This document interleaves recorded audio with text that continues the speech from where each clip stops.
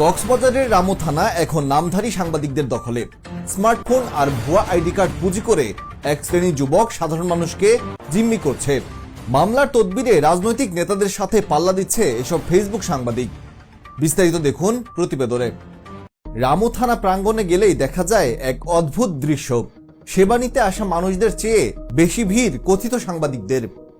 পকেটে একটি স্মার্টফোন আর গলায় নাম সর্বস্ব প্রেস কার্ড থাকলেই নিজেকে সাংবাদিক পরিচয় দিয়ে দাপিয়ে বেড়াচ্ছেন শত শত তরুণ। এদের অত্যাচারে প্রকৃত পেশাদার সাংবাদিকদের চেনা এখন কঠিন হয়ে পড়েছে। অভিযোগ আছে, যে কোনো মামলার পেছনে রাজনৈতিক নেতাদের পাশাপাশি হাজির হয় কয়েক ডজন ভুয়া সাংবাদিক। মূলত মামলার গতিপথ পাল্টাতে এবং পক্ষ বিপক্ষের কাছ থেকে অনৈতিক সুবিধা নিতেই গড়ে উঠেছে এই শক্তিশালী সিন্ডিকেট। কোন রকম অভিজ্ঞতা বা পড়াশোনা ছাড়াই স্রেফ অনলাইন নিউজ বা আইপিটিভির কার্ড নিয়ে এই অপতৎপরতা চলছে। প্রশাসনের কঠোর হস্তক্ষেপ ছাড়া সংবাদ মাধ্যমের ভাবমূর্তি রক্ষা এখন অসম্ভব হয়ে দাঁড়িয়েছে। রামু থেকে দৈনিক খবর, কক্সবাজার।